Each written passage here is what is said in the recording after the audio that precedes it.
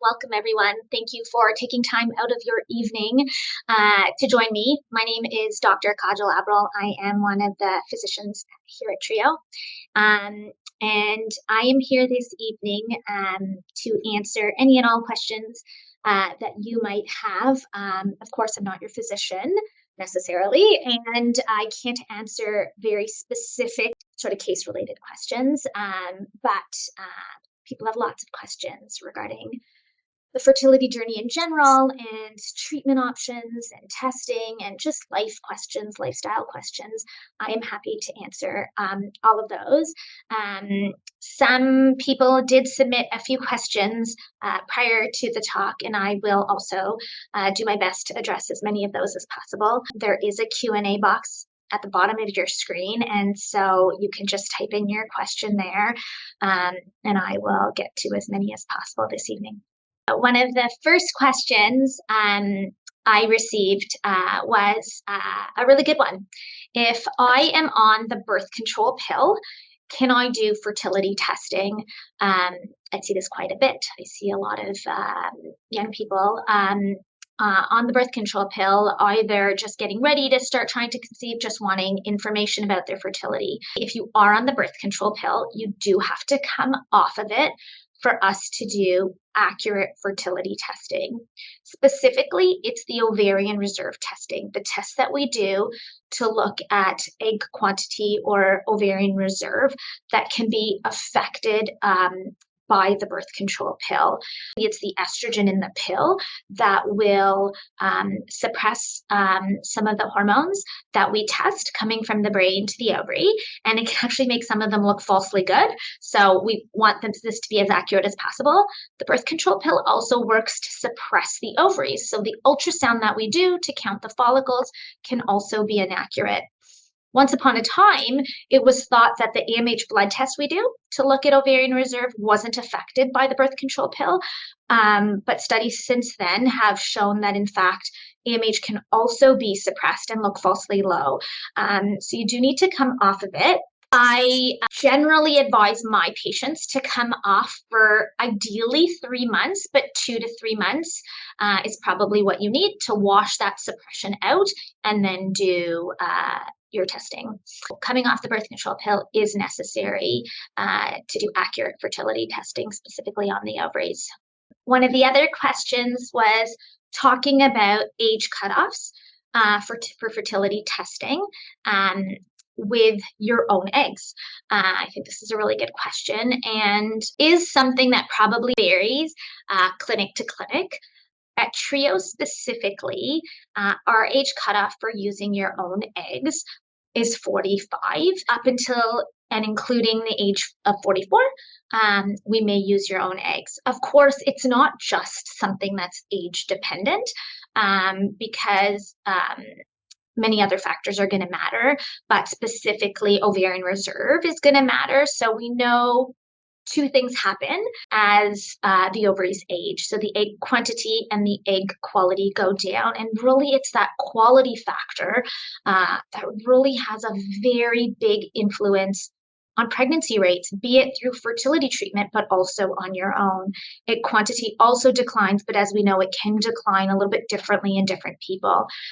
So at Trio, our age is 45. Once you hit 45, then we generally don't do fertility treatment with your own eggs. Give me a moment. There are a few questions on unexplained infertility. I'm just going to start by saying unexplained infertility is a difficult diagnosis because everybody wants to be able to know why they're not getting pregnant, in particular because they want to be able to treat something. The one thing I often say to my patients with unexplained infertility is, just because I can find a reason doesn't mean it's necessarily a reason that I can fix. So as frustrating as unexplained infertility is, have hope that we have treatment options to increase your natural pregnancy rate and potentially treat something that we can't necessarily test, but maybe microscopic that we can treat. So this person said, if my ovarian reserve is good, both fallopian tubes are open, there's no evidence of endometriosis, my partner's sperm count and motility is good, and my doctor just says it's unexplained infertility, just stressed out on what could be the reason. So, I sort of think there's a lot of things that we don't necessarily know how to test. Are the tubes open? Are the tubes not open? Are we suspicious of endometriosis? Are we not suspicious? Does the sperm look good on the sperm test or not? Is the egg reserve good? But remember, ovarian reserve is testing egg quantity. So we don't actually know somebody's egg quality. Yes, we correlate it with age. And if you're younger, maybe they're saying to you, you're unexplained because we don't think there's an egg quality issue. But in fact, we've never done an egg quality issue. We don't know if there's an issue when sperm and egg are coming together, in that the sperm and the egg are not interacting the way we want. So there certainly are some unknowns in the workup that we are able to do. So unexplained doesn't mean we don't know, but it probably means there's something more microscopic that we just don't know how to test. And I know it's stressful and I know it's frustrating.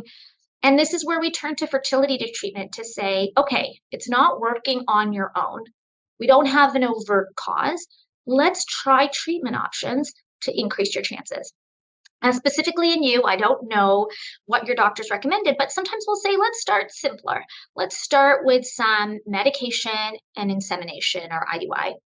And maybe this will help to bring good sperm together with more eggs and see if they'll interact. But there's still a lot of unknowns with IUI. We still don't know egg quality. We still don't know if there's a problem with sperm fertilizing the egg. And that's where IVF comes in. As much as it's a treatment option and sort of the best treatment option in that it increases pregnancy rates the most in a lot of situations, not all situations, there's also something to be learned from the IVF process. The lab gets to look at the eggs under the microscope. Are there any features under the microscope that may suggest an egg quality issue? How do the embryos look, which also reflects egg quality? How did fertilization happen? How do the embryos grow? So there's a bit of a diagnostic or learning process to IVF and not just treatment that can help in these situations. So I hope that's helpful. Which prenatals are best to take in any particular brands? What I tell my patients, and that is that to me, the most important component in a prenatal vitamin is the folic acid. They have to have at least 400 micrograms or 0.4 milligrams of folic acid. I don't have a particular brand that to date I necessarily recommend. For the most part, I think they're all fairly good and have a good amount of the basics that you need. A good multivitamin to support any nutrient deficiencies that you're not getting in your regular diet. So for me, I recommend either a prenatal vitamin, or if you don't tolerate it, 1 milligram of folic acid over the counter. Some vitamin D. I think we live in a country where we're not necessarily getting as much sun as we need, so vitamin D, and it's been proven to help with fertility. And then for the most part, I'll suggest some CoQ10. So there are some prenatal vitamins that will give you the coenzyme Q10, but if they don't, you can supplement it on top of that. And we generally say about 600 milligrams once in the morning. But I don't have a particular brand. I don't think we think or know that there's one brand that's better than all the rest at this point.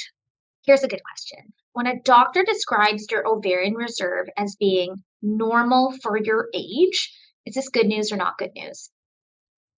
I think overall, it's good news. Ovarian reserve is a measure of egg quantity, or your overall egg reserve. And most importantly, like a reflection of, what does your egg pool look like? And that reflects sort of your urgency or your time span for conceiving.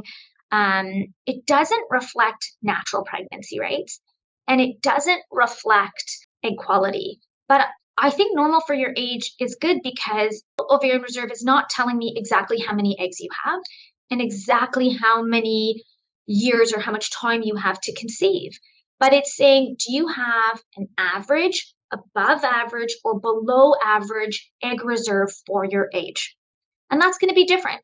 The 32-year-old patient who comes to see me should have a different egg reserve than the 42-year-old patient that comes to see me. So what is considered normal for your age is going to be different, but you want to be normal or average for your age, or above average.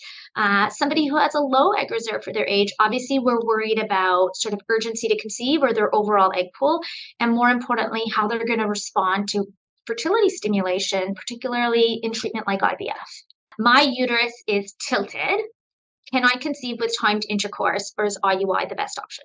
Tilted means retroverted. So the uterus can either be on a bit of a forward angle, it can be tilted backwards, retroverted, closer to or tilted towards the bowels. It doesn't affect your chances of pregnancy or your ability to conceive.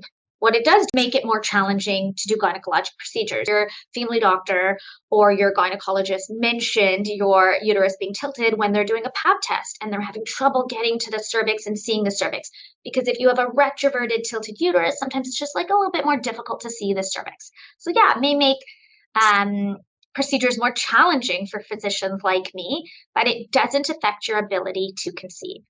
When you're trying to conceive naturally through timed intercourse, ejaculation's happening in the vagina, and within seconds, the sperm is moving through the cervix into the uterus and hopefully up to the fallopian tube. It shouldn't matter whether you're conceiving through timed intercourse or IUI if you have a retroverted or tilted uterus.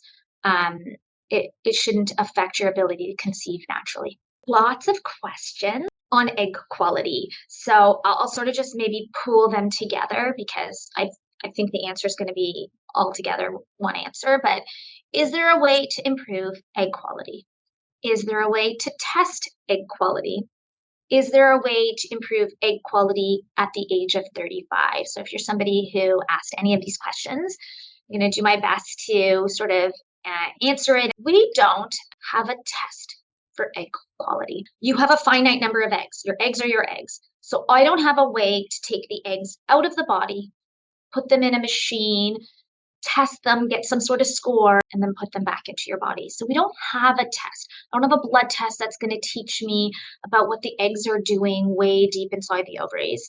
We correlate egg quality with age. That's the best predictor we have of egg quality, and it corresponds to pregnancy rates and miscarriage rates.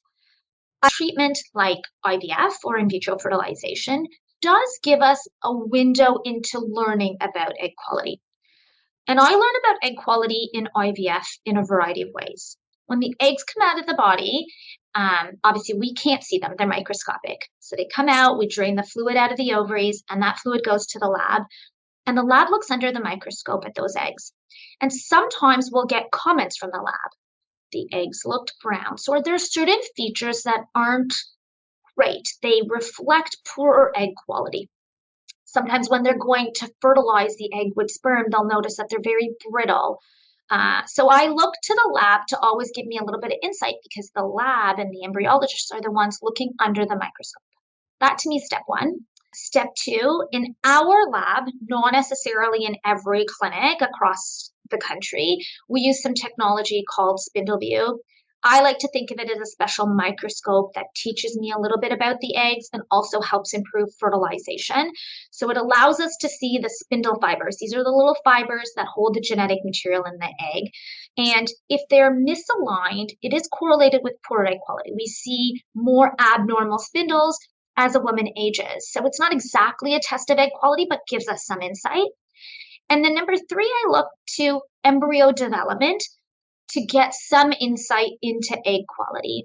So if embryos are arresting early, I'm getting a very big drop off, they're just like not the best quality, not making it to blastocyst. This is a window into looking at this may be reflecting an egg quality issue. So in summary, we don't have a test for egg quality. It's very much correlated with age, but treatment like IVF does give us some insight into egg quality that may be playing a role.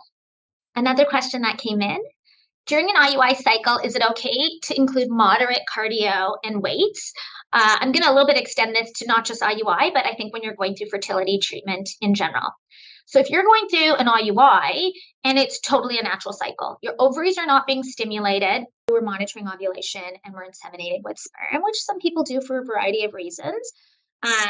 I would say you can continue doing whatever exercise you're doing before, because this is the same as a natural cycle and there really shouldn't be any increased risk. The risk comes when we're stimulating your ovaries. So whether you're taking oral tablets or whether you're taking injections to stimulate the ovaries, be it in IUI where we're aiming for a few follicles, more so in IVF where we're hopefully aiming for more follicles to develop. This is where I think it is important to curb your exercise a little bit. In particular, I'm thinking about high impact activity. So cardio, anything where you're like jumping a lot, twisting a lot. And the reason is, as we give you fertility medications and your follicles grow, those ovaries grow. And we worry about something called ovarian torsion, twisting of the ovary that essentially twists the pedicle that the ovary is attached to. And in that pedicle is also blood supply. And so we worry, one, it will cause severe pain, but more importantly, we don't want to compromise blood flow to the ovary, which can damage it temporarily, but sometimes even permanently. Once they are in any form of stimulation, you want to limit to sort of low impact. So I'm all about, stretching, walking, maybe even swimming, just being a bit careful about the type of swimming, maybe not too vigorous, but I would limit moderate cardio. Weights is a bit of a tricky one because I really think it depends on what sort of weights and how much you're moving for the weights. But that's why I go into a big description on why. Because if you understand what we're trying to be careful about, I think you would be more careful with the activity that you're doing. I'd probably limit weights a little bit just in terms of the bending and the twisting. Really think about low impact exercises once you're in ovarian stimulation. And, a lot of people think they have their egg retrieval and boom, we drain their follicles and they can start exercising. But it actually takes, in IVF, a couple of weeks for those follicles to really shrink back and the ovary to shrink back. So it's during stimulation and a couple of weeks after that you want to limit your higher impact exercise. Acupuncture is a big question. So one of the questions that has come in is, does acupuncture and fertility massage help in the unexplained infertility journey? I'm not entirely sure what fertility massage is, so feel free to elaborate. I've actually never heard of it, but also just like not aware of how any form of massage would necessarily help or improve your fertility. If you are doing it to relax, I think, or manage stress, I'm 100% supportive of it. I think that the fertility journey can be quite stressful, and I think we all need to find ways to manage that stress. So if they are promoting it because it does something, I don't know what, increases your blood flow, does something, I would argue, not really sure I would agree with that. But if you're doing it to manage stress, then I am in support of it. Acupuncture is a bit of a controversial one. You will find some providers huge proponents of it and other people not so much. I think I sit somewhere in between. The evidence and studies looking at acupuncture improving pregnancy rates, be it in unexplained infertility or any other, but I think unexplained makes sense. The evidence for it is not the best. However, I'm a big advocate if my patients want to do it, particularly for decreasing stress on their body as they're going through the process of fertility treatment. Acupuncture is often done to increase blood flow before an embryo transfer. My big piece of advice regarding acupuncture, but any sort of alternative treatment, is I really do feel this about acupuncture and naturopathic care. Make sure your provider is specialized in fertility, because there are providers who sort of deal with everything and they're happy to focus on you and fertility, but they don't necessarily have the expertise.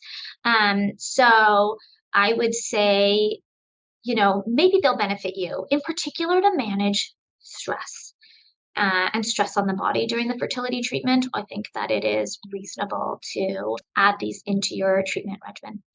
one of the other questions just came in, but I think it like a little bit goes with one of my previous answers is it advised to reduce exercise with IUI and timed intercourse if you're using medication as well? So we did talk about this a little bit before, but I'll just reiterate what I was saying. Yes, if you're doing IUI with fertility medication, so you're stimulating those ovaries, I would recommend once you start stimulation and the ovaries start to get bigger and the follicles start to develop, I would probably reduce high impact exercises. Again, anything that puts you at risk of ovarian torsion. My uterine lining has been thin during my IUI cycles, but with estrase, it will thicken. Any recommendations on how else to encourage the lining to thicken? What could be the cause? First of all, we'd always want to look at your medical history, and I don't know yours in particular, but I always think about things like, have you ever had surgery to the uterus, and could this be playing a role? So a previous D&C, a previous removal of a fibroid from the inside of the uterus. So these are like sort of, when you talk about causes, I'm thinking about that. I look at BMI. So we often see thin lining with patients, not always, but with patients with really low BMI. So if we're sort of looking at what's the cause and how can we fix it, estrase is a great one. I sometimes in IUI cycles, if we're just talking about cause for a minute, will also notice it with repeated medicated cycles with certain medications. So once upon a time, we used to use clomiphene or Clomid quite a bit, and over repeated cycles, you would see one of the side effects is that the lining would thin. And when we moved to using letrozole, which we often use with medicated IUI cycles, the idea was we didn't see that side effect a lot. But occasionally I will see it in my patients after a few cycles. So, third or fourth cycle, I notice the lining is starting to get thin. To me, this is just the body's response to the medication, and I would probably say it's time to move on from letrozole if this is the effect it's having on your lining. I think it's encouraging that your lining increases with estrogen because it's simply saying the body just needs a little bit more estrogen to thicken that lining. Don't know a lot of other ways to really thicken the lining.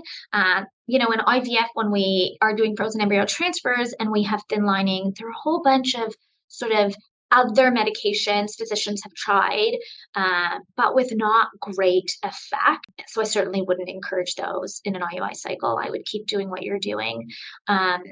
And the one thing I would say is don't be discouraged. If it doesn't work, there depends what medication you're using, even just to stimulate you in the IUI cycle. Because if you're using tablets, maybe it's time to move on to injections. If it's not working on injections, maybe it's time to consider IVF. And the reason I say that is in an IVF cycle, we're trying to stimulate the ovaries a whole lot more. And you make a whole lot more estrogen. And sometimes it's that level of estrogen that gets your lining to thicken. So there definitely are options, and I would say really sit down and look at your case with your physician to say, is there anything in my history that would explain this? And if there isn't, where do we move from here in terms of what can we do different than the treatment options we're using right now? I have gone through a whole lot of these questions, and if you have any more questions, please feel free to send them over now so I can make sure that I answer them before we sign off. So a really good one has come in.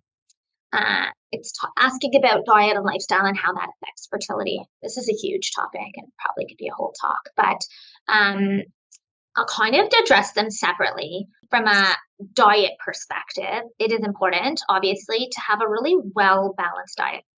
The only diet that has any proven positive effects on fertility is a Mediterranean diet. So, lean proteins, good vegetables, and healthy carbs.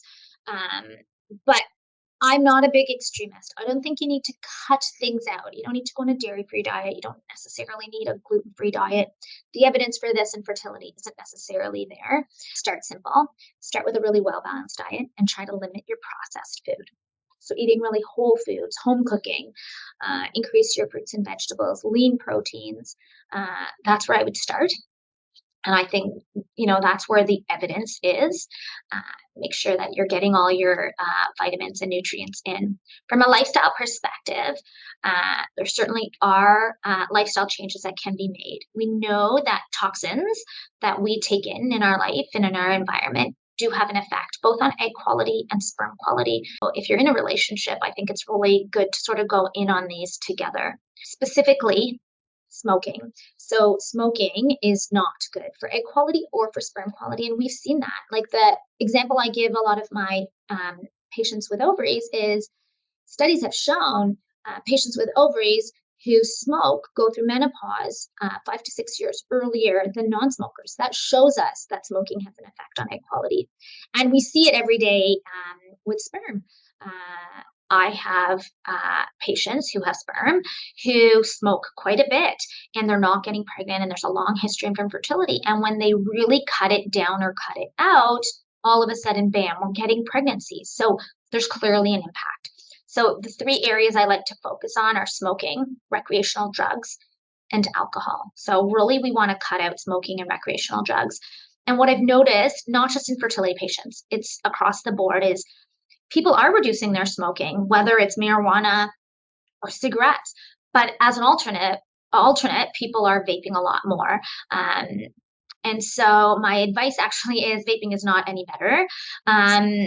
In fact, the toxins are the toxins. However they're getting into your body, they're going to have effects on your sperm and egg, regardless of whether they got in from vaping or whether they got in for smoking. So I would really encourage people to cut both of these out. I think the thing with vaping is we just don't have enough data on it, but toxins are toxins, and we want to do whatever we can do to optimize our fertility. Alcohol is another big one. Really want to limit the amount of alcohol. I'm not saying cut it out completely. If you want the occasional drink, it's probably okay. Although some providers would say it's nothing. But I think when you're on a fertility journey, it's hard to cut out everything forever. But I think we really want to reduce alcohol to the best of your ability, but cut out the smoking and the recreational drug use for sure. The next question is in regards to letrozole and what the purpose of letrozole is in IUI. So letrozole is actually a medication that was originally used, or is originally used and proven for breast cancer. It's a treatment for breast cancer. But off-label, we are able to use letrozole to stimulate the ovaries to make extra follicles. So if you're using letrozole in an IUI cycle, the purpose of the letrozole is twofold. So if you're somebody who doesn't ovulate regularly, maybe you have PCOS, maybe you don't, you just don't ovulate regularly, we use letrozole for ovulation induction to help you develop, mature an egg, and ovulate. And in this case, we're happy with just even one follicle ovulating. In fact, that's our goal. If you're somebody who does ovulate regularly, then what we're trying to do with letrozole is something called controlled ovarian stimulation or hyperstimulation. And what we're trying to do is not develop one mature follicle and egg, as you normally already do. We're hoping that the letrozole helps us develop anywhere between sort of 2 and 4 follicles and eggs. And the idea is, well, you're already making one and you're ovulating one and you haven't conceived. We want to increase pregnancy rates by maturing more than one egg, with the hopes that one good egg will get fertilized by one sperm and lead to a pregnancy. So that's the purpose of letrozole in an IUI cycle. Either ovulation induction or controlled hyperstimulation. I'm taking letrozole in preparation for an IUI. Is tea like orange pico, which has caffeine, safe while taking letrozole? So if the question is tea or caffeine safe with letrozole? The short answer to that is yes, but I actually think it helps us a little bit in relation to the lifestyle question, talk a little bit about caffeine during your fertility journey. So we know that anything under 150 to 200 milligrams, different sources will say something different, but I stick with 150 milligrams of caffeine in pregnancy is okay. So my fertility patients are told to limit it to less than 150 milligrams of caffeine, be it through coffee or tea or alternatively cola. And it's hard to say how many cups that is. I usually say 2 small cups, but really it comes down to where you're getting your coffee. So you just look at that orange pico package, but it's okay and it's safe to take it with letrozole, just within reason. 1 or 2 cups of tea a day is probably just fine. The next question is, I have had 3 failed IUIs Is IVF the only option, or can I do a few more rounds of IUI? If so, how many? Did you use oral tablets with the IUI, and did you do the injectables? In general, your best chance of pregnancy, and studies have shown this, is in the first couple of cycles of your treatment option. So your first 3 cycles of IUI are the best, but really the studies have shown that after the first 3 cycles, your pregnancy rate's not really improving in the same way, and you probably should move on. Now, I think there are some exceptions to this. So if I have a patient who's doing ovulation induction, so we've given them letrozole, for example, we've induced them to ovulate, and they've done a couple of IUIs and they're not pregnant, they've really only tried for those 3 cycles. I don't think it's unreasonable to do 2 or 3 more cycles, because that only really means 5 or 6 cycles of ovulation, and if they're not pregnant, move on. I have some patients who have done some tablets, some letrozole and IUI, maybe 2 or 3 cycles, not pregnant, not ready to move on to IVF. So maybe we'll take it up a notch. Maybe they'll continue with 2 or 3 more letrozole. Maybe they'll try an injectable cycle, depending on the situation and whether it's the right medication. But for most patients, 3 to 4 cycles of IUI, and if you're not pregnant, ideally IVF is the next best option, because something is not happening in IUI, and after those first couple of cycles, IUI is not really going to increase your chances significantly. I'm happy to wrap this up if everyone feels like their questions this evening have been answered, and they've no other big questions to ask me. Want to make sure everybody feels comfortable and feels satisfied with their answers and comfortable. One more, and I will happily answer it. I'm taking a prenatal vitamin, and I would also like to take a vitamin D tablet. Given we don't get much sun in the winter, great. Is an additional 1,000 milligrams of vitamin D okay to take while taking a prenatal?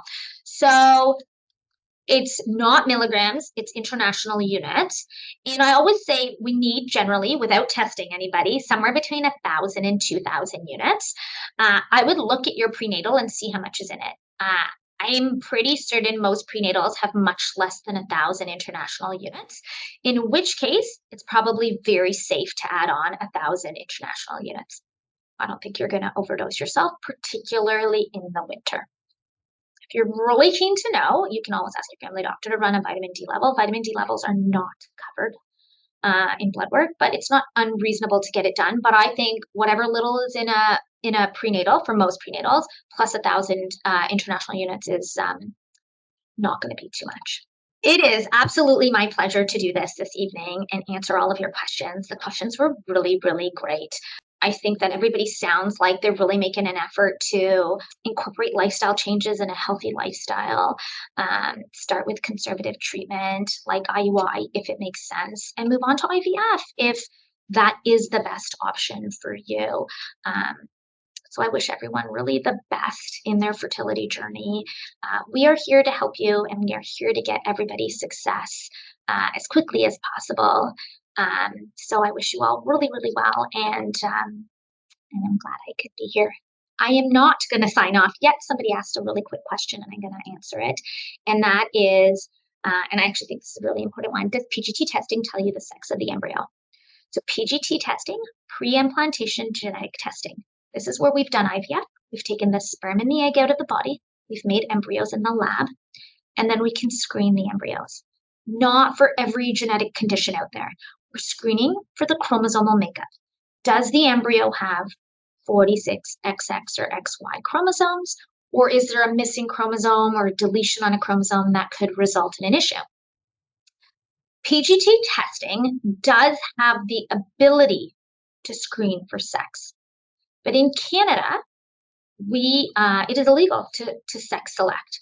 So when we do our PGT testing and we get the results from the lab that we work with in the States, they don't actually give us the sex because we can't sex select. So yes, it does tell you, but it doesn't tell us specifically. It has the ability to give us that information, but we don't get that information. This was a good discussion. These were really great questions. I'm sorry I wrapped it up and then brought back questions, because if there's good questions, I'm happy to answer them. I hope everyone has a really great evening. And as I said before, I wish you all really well on your fertility journey. And remember, you're here the staff, the physicians. We are all here to help you and make this journey more comfortable.